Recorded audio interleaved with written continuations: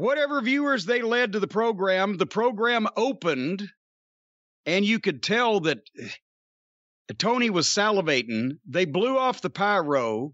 Excrement said, "It's Friday night," and then all of a sudden, like Mussolini and Bruiser Brody, they didn't wait. They got right to it. Here's the music. Here's the people. It's clobbering time.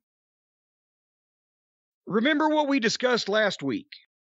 Because last week it was Punk and Garcia, right? This is getting normal.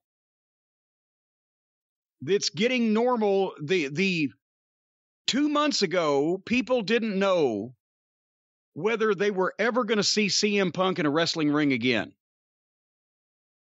And 2 months later, we're seeing him in cold matches against mid-card guys every week on free TV. There wasn't anything wrong with this as a match, but it's getting normal. And that's the last thing they need to happen. A win or two to show the people he still had it. Thing with Darby was good. Thing with Hobbs was good. Garcia worked because he had two heel stooges at ringside to help get the heat. And it's a heel he's working with and blah, blah, blah. He made it plausible. But a lot of people may be going to say, well, you said MJF ought to have wins every week for the first 3 months on TV. Yes. You give a guy repeated wins to get him over. If he comes in as over as he's ever going to be, the reverse is true. Then you keep it special. Even if it's always good, it's not always good for you.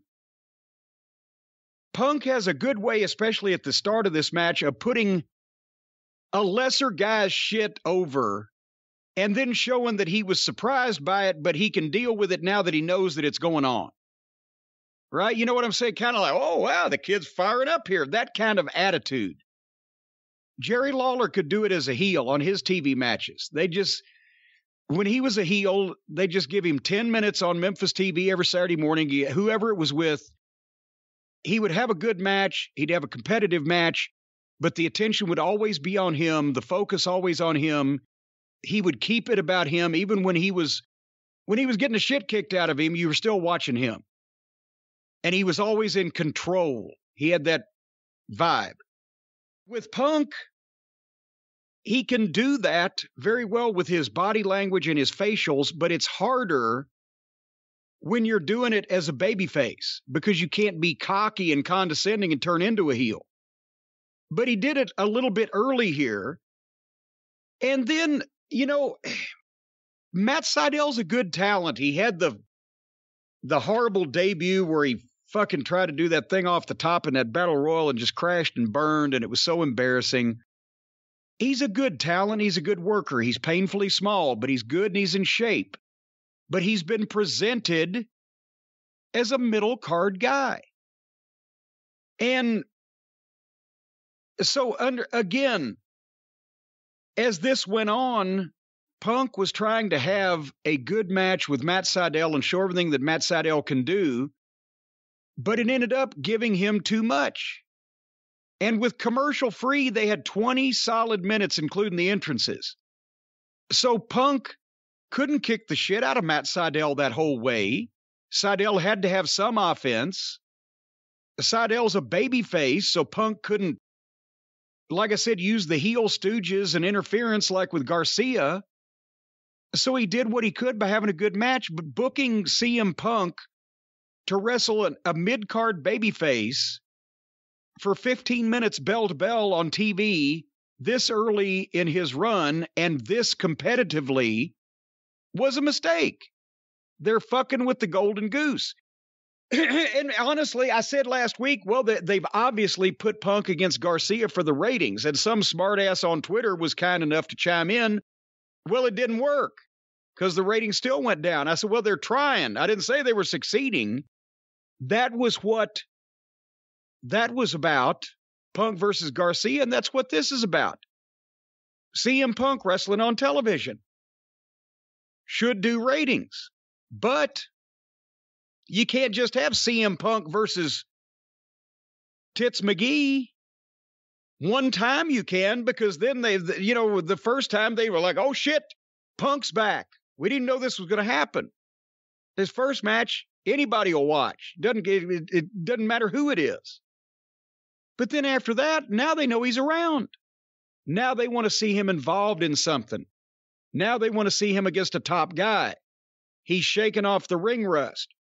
Now people can see through this. Well, I get to see CM Punk wrestle on television, but I don't know that I've ever wanted to beat the doors down to see CM Punk wrestle Matt Sydal. So I guess I can miss this because we know he'll probably be back next week. That's the way that fans get. And so at that point, they're fucking with the golden goose, and they're getting diminishing returns because it's too normal and it's happening too often. They had a good match, but it was not only just competitive, Sydal was ahead. I mean, at one point I thought maybe Matt Sydal can pull this off, which is the wrong thought to have at this stage of the game when you've got a money drawn attraction that you're trying to take care of. There was a couple of spots I liked. They both fought on the top rope and then both punched each other and took a double bump to the floor at the same time. Why haven't we seen that before? That actually makes sense. Punk gave Sydal a scoop slam on the apron, which if you have to do something on the apron, that's the safest thing I've ever seen anybody give somebody on the apron. These reverse Hurricane Ranas and Death Valley drivers, just a slam. You know exactly where you're putting him. But as I said, finally, at one point, the people were chanting, GTS, go to sleep, go to sleep. I was about to. And then finally, Punk hit the go to sleep out of nowhere. 1, 2, 3. And the summation of this whole thing, and I'll let you give your thoughts, but Excalibur summed the whole thing up. As soon as that 1, 2, 3 happened, Excalibur's exact quote was, CM Punk just barely defeated Matt Sydal. When it should have been, Matt Sydal gave it everything he had, but it just wasn't enough to beat CM Punk. But they don't know who they're trying to get over or how to do it. Your thoughts? I think you're right. And that's not to say it wasn't a good match, but it wasn't the right match. And I had the same thought as you, and I'm loving Punk's return like you are. It's too much. I liked the Daniel Garcia match. I didn't have a problem with it. When all of a sudden he's again on a Friday night, not even on Dynamite, on Friday night, competitive with Matt Sydal, nothing against Matt Sydal. Except that, why is he this competitive against CM Punk right now at this point in both of their careers? Didn't make much sense. If you put CM Punk on there against someone and don't have a competitive match, which may not be what he wants. Maybe he only wants to have competitive matches. But if you have him go on there and beat someone in 5 minutes, hit the GTS, the fans there were going nuts for him. Nuts! And at one point they were ready for the finish and they went a little longer, and then they still popped big for the finish. If he had gone 5 minutes, they would have loved it. Get a promo in there and then get right to Danielson, and there's your half hour against SmackDown. Yeah. But instead we got a really long Punk match, and I liked the match. Nothing against the match, except that it was wrong. But it was a good match otherwise. The point of a match involving CM Punk and AEW at this stage of the game, yes, there's an element of we need, to try for ratings with the big guns. But at this point, it should be to make a middle card heel look better than he ever has, Powerhouse Hobbs. Or even a baby face that really has some oomph and some following, like Darby Allin, okay. But when we go to Garcia, when we go to Sydal, now it's just to have Punk on television for ratings if he draws them in that position. And that shouldn't be what it is. Like I said, either make CM Punk look good or get him into an angle or an issue or a position, something with some other semi-top talent. That's what you should be using Punk for at this point, but not to elevate middle card guys and just try to plummet for ratings. It's just not, anyway. So why haven't we gotten him and Ricky Starks? I mean, it was him and Team Taz, and then it led to him and Hobbs. We never got him and Starks. Well, but also the thing is, some of these things have to be saved.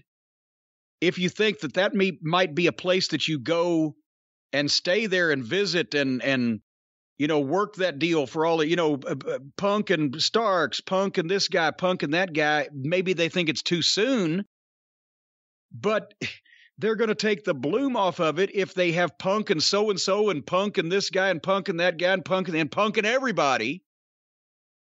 Then it's not going to be special anymore by the time they get there. I can understand wanting to put Sydal before Starks if you're trying to elevate the opponent, but if you're trying to slowly escalate yourself for opponents from bottom to top, he started with Darby, went to Hobbs, now he's Garcia and Sydal. We're going the wrong way. You know what he's going to be for Halloween? What? Pumpkinhead. So it was good to see that the Dork Order is all back together and friendly again. They're not fighting anymore. The Dork Order, a.k.a. 9 wasted paychecks.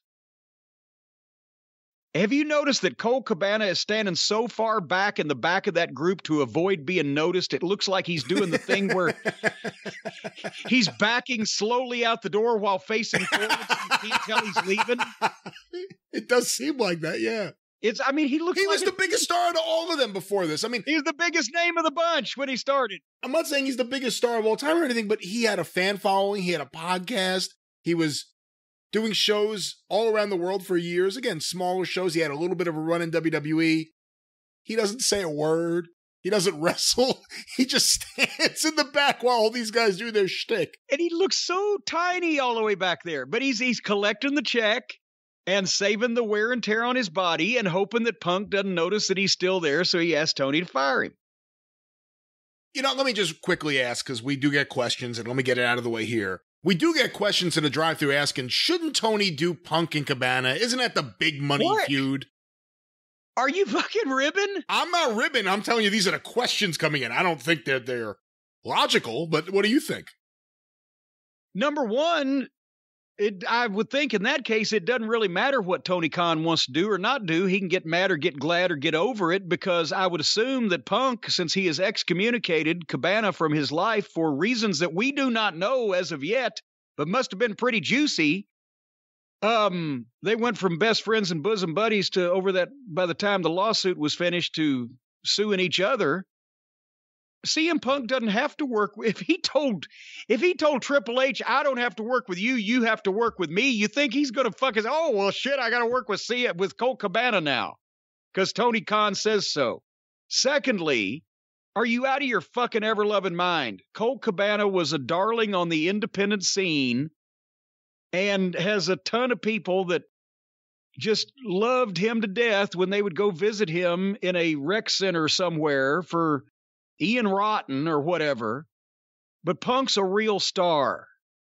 And no, that wouldn't be a big money match. It'd be the same thing we're talking about. Instead of CM Punk versus Matt Sydal, people be going, CM Punk versus Colt Cabana? Fuck. That need to be competitive for 10 minutes? Because, again, these independent guys that lived in their independent bubble, that assumed that they were all over like God and Rover, because their small crowds in their indie shows cheered for all their goofy bullshit and comedy, they're in the big leagues now on national television.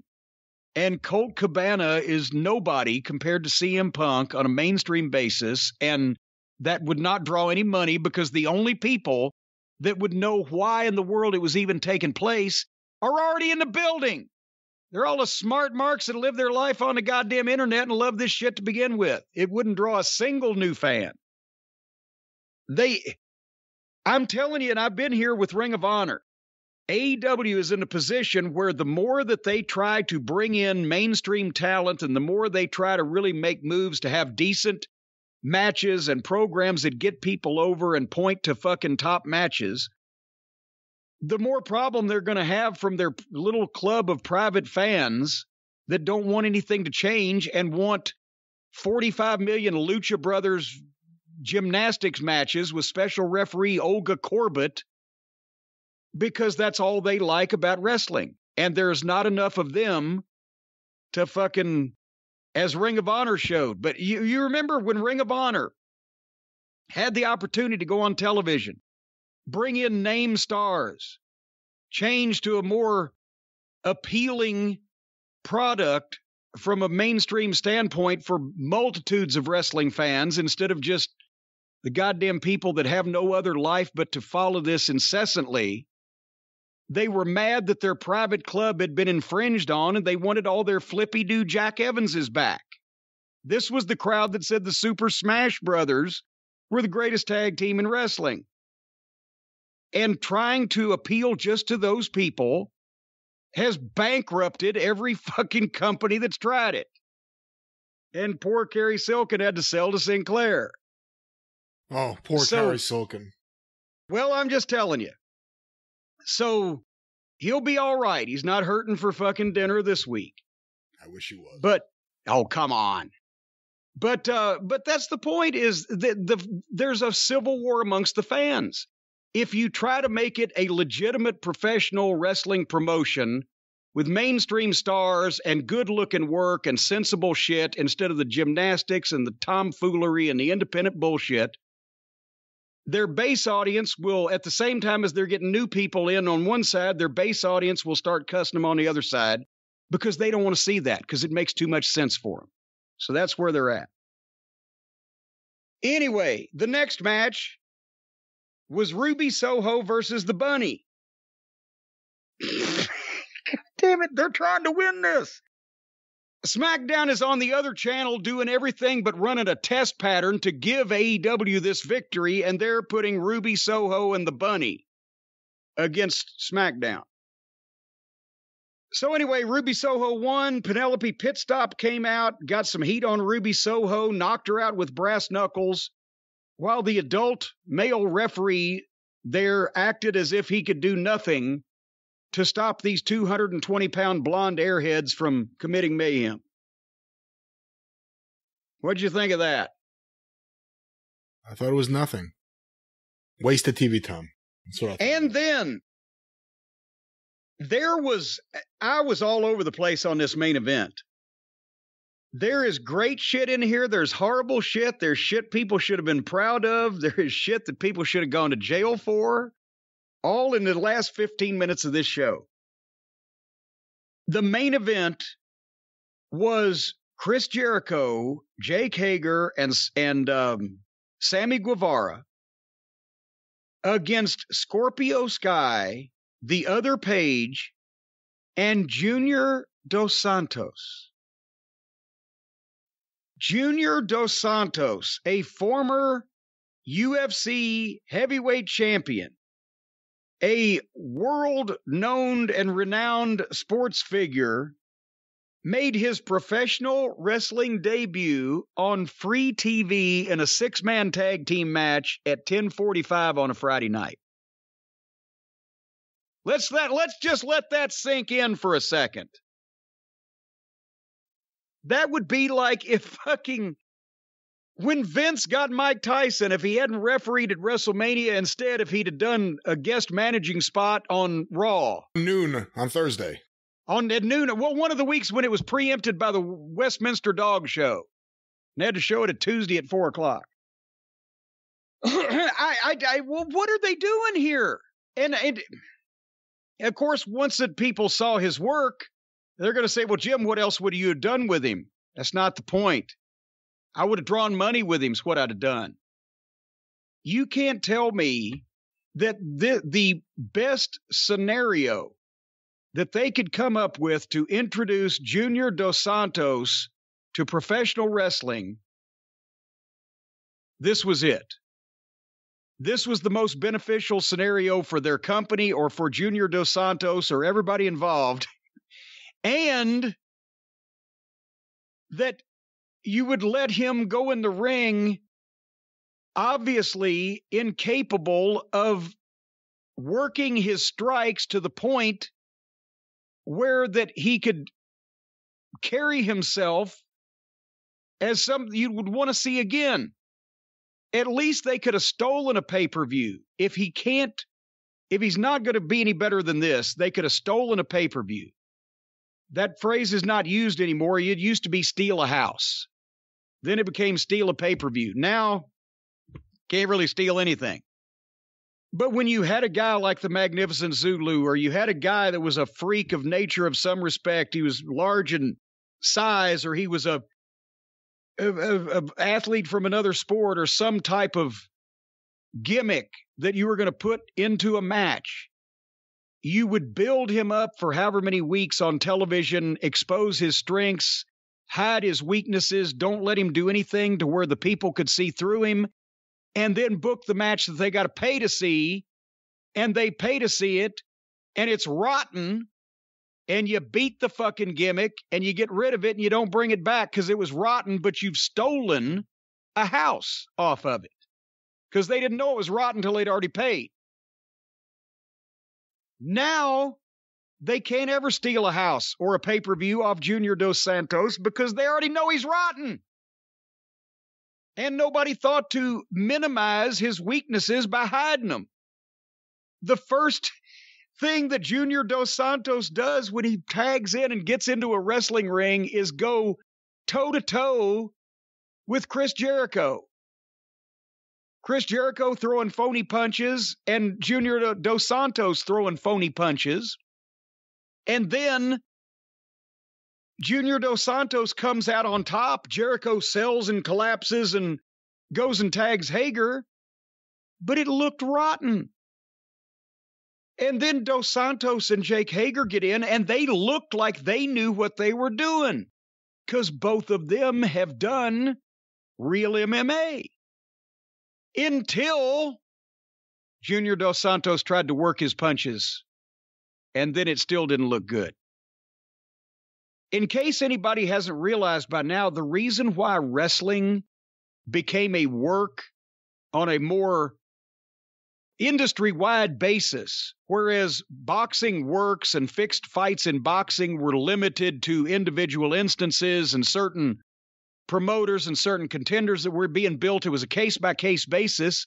Most of boxing was still a shoot. Only some things with money on the line was a work. Wrestling evolved into being a work because wrestling is easier to work. You can't tell on a hold how bad the pain is or how hard or not a guy's cranking up.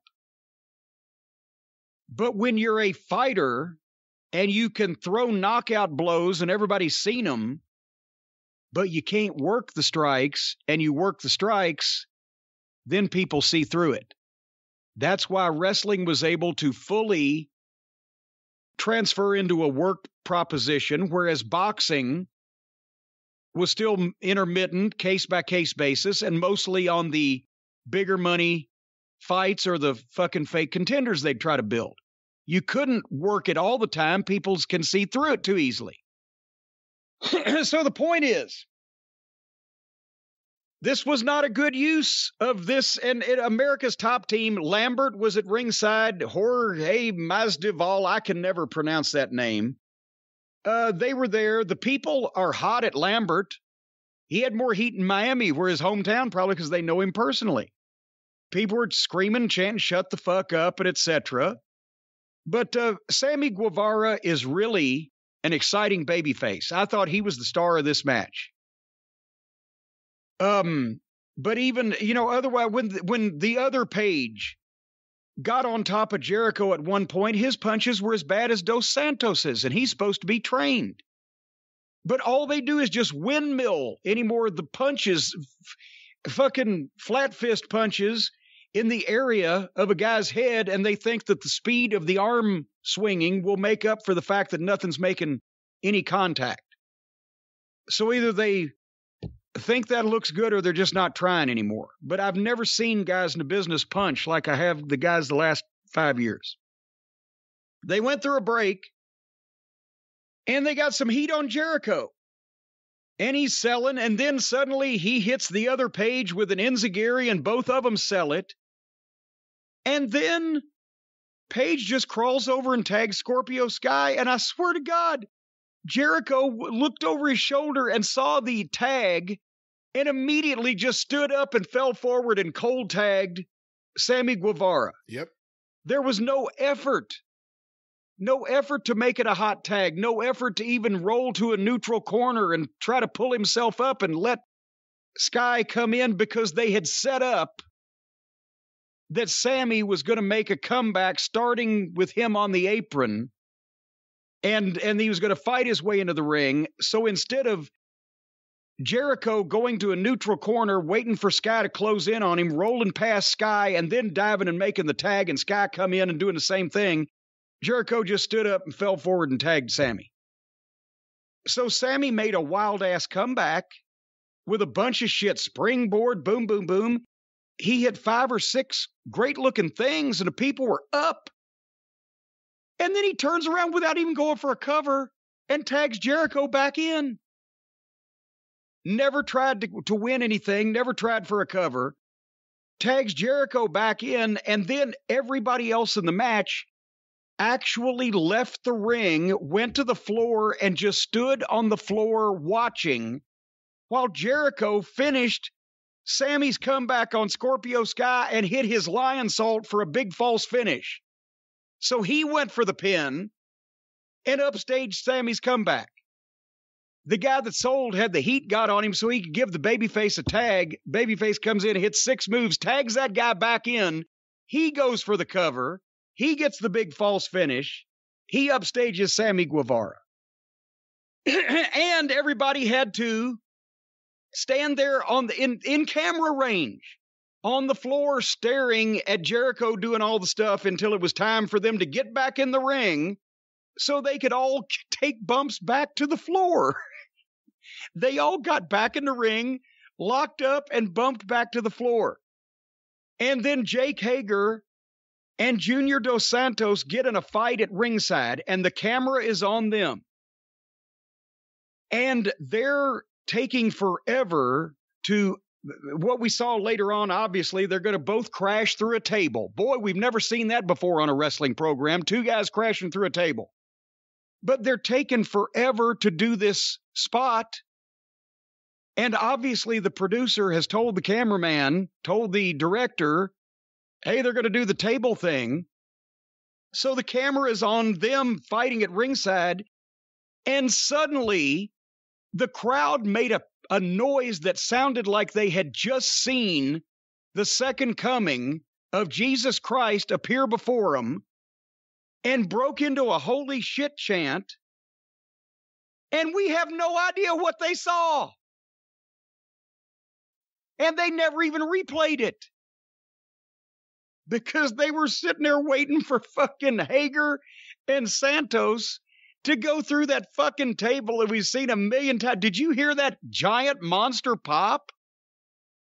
It was like a spaceship had just landed. The people, oh shit! The announcers didn't call it because they were looking at their monitors. Nobody replayed it. I guess they didn't have a shot of it because they were waiting to see these 2 fucking geeks crash through the table. So anyway, then they go back to the ring, and Scorpio Sky and Chris Jericho are the only ones in the ring. Everybody else has disappeared. Jericho gets the walls of Jericho. Paige Van Zant from the front row with the rest of American Top Team jumps up on the apron of the ring and draws the referee, old Ref Aubrey.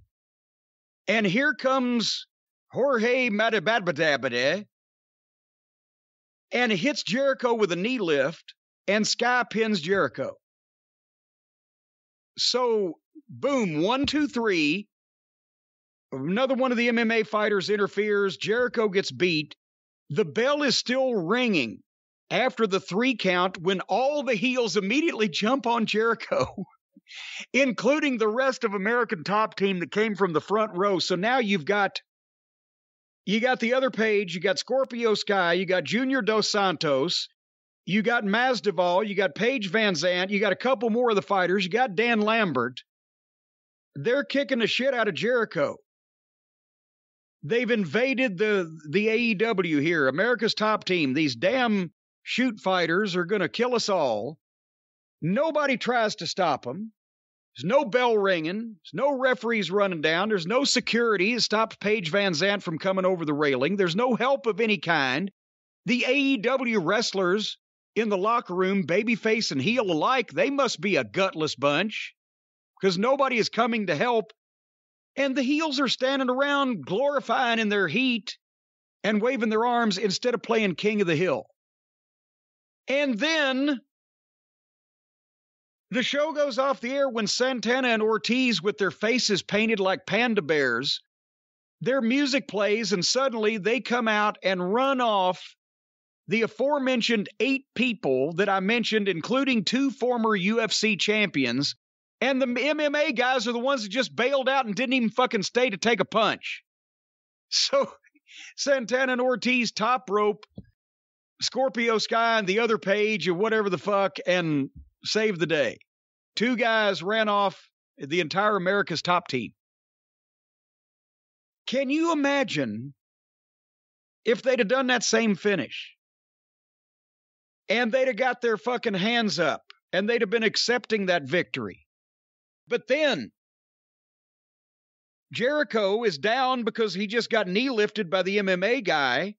But Sammy Guevara, Jake Hager could come in and start telling the referee, hey, that guy, point to Mazda, he came in and get the people started. And the referee's asking the people, did he come in and do that? And American Top Team now is going, no, we didn't. And get some things going. And then before the decision can be reversed, that's why that the heels who had already won the match and could leave and go have dinner, they want to fight because now they want to jump on these guys and stop the referee from hearing any more about this to where they might reverse the decision. So that's when they jump the baby faces. And the baby faces start fighting back, but there's 2 of them and there's 8 of these guys. So now they've got Jericho down and they got Sammy down and they got Hager down. And first, ding, ding, ding, ding, ding, here comes the rest of the referees. But there's 8 heels. They're playing King of the Hill. The referees can't even get up on the apron without getting knocked down. Here comes T-shirt security with security across their shirt and dressed in black. And there's 3 or 4 of them. Maybe 1 or 2 gets through the ropes and one of those shoot fighters grabs them and chucks them like yesterday's garbage. And the other ones get nailed off the apron. And now you've got 3 or 4 referees trying to get up and you got 3 or 4 security guys trying to get up and they're getting knocked down. Here comes some underneath baby faces. Here's 3 or 4 of them. They can't get in the ring. One of them tries to come in with a chair. But that goddamn no good Junior Dos Santos takes the chair away and throws it at him. And you've got some more bell ringing and the people are fucking screaming. And then you have 2 or 3 of your top main event baby faces come with equalizers like a bat or a chair or something for once it's called for. And when the fucking heels see that, they've done all the damage they want to do. They see 3 baseball bats coming at them with 3 main event guys behind them, and that's when they bail out. And the baby faces slide in the ring and cover up the baby faces that have been beaten and stand in front of them to protect them and let the heels on the floor get their heat and leave with a smile on their face. That's how you build the run-ins and the heat and etc. to build the emotion instead of just fucking, well, we'll do whatever we want to do and then walk around until 2 guys run us off. So again, the Friday night show traditionally, and this was no exception, starts out in the penthouse and finishes up in the outhouse. Your thoughts? The match was not for me. This feud sucks. This whole Lambert thing seems so minor league. He got some big stars, and boy, does it not seem like it to me. Other than Paige Van Zandt. I think she's been a breakout star in this whole thing. She can get some heat. You can want to wait to see if she can ever get her ass kicked by a Thunder Rosa or something. She was standing there taking selfies with her cell phone while they're beating up the baby faces. She's been great. In the old days, you could book her against one of the guys, and they would want to see that guy kick the shit out of her. But now in today's pussy-ish era, if you do have an intergender match, the girl would be kicking the shit out of the guy. Like I said, she's been great. Dos Santos wasn't impressive in there. If you're going to do something with him, there had to be 100 different things you could have done that would have been better and made him look impressive. And if you're going to do anything with him, like you said, you don't do it at the end of the show Friday night. But if you're going to bury any program, bury the Jericho one, because it'll always suck. With Dos Santos, imagine what Vince could have done with him and Brock. Imagine what not even Vince, but when Vince was in his right mind, I should say, but anybody with a mind toward a sports-based presentation. And I'm not talking about Jake Hager because he's an MMA fighter just barely. And you can tell he's not the greatest worker in wrestling, and he doesn't have the greatest record in MMA fighting. But if you get a guy like Dos Santos, you bring him in, you put him in secret training and get him to know the basics, and then you figure out how to teach him to implement his shoot fighting and the style that he uses in the UFC or in MMA in the wrestling ring. When I was in MLW working with Tom Lawler was trying to be a pro wrestler. And as a pro wrestler, he's pretty good. But he wasn't the best. But you know what he was the best at? He was the best shoot fighter in the MLW locker room. So why not be that? That's what I told him. I said, don't immediately lose what brought you success in another sport and then go try and master this like you're just starting from scratch. Transfer your mixed martial arts and shoot fighting tactics and training to how can you work it in a wrestling ring but still come off as a dangerous badass, as a threat to anyone because they know you're real. So the last thing that you need to do is take a shoot fighter and try to teach him how to be doing hip tosses and flying head scissors. But you've got to put him you've not only got to give him the background and the training of the basics and the simple things, how to protect himself, how to take the bumps, how to protect his opponent, but you have to concentrate with a guy like that. He doesn't need to know how to put on the Indian Deathlock, right? You need to concentrate on when you're training a shoot fighter with training him how to transfer his shoot fighting skills to a worked competition in wrestling, but still look like a shoot fighter, just look like you're shooting against a wrestler.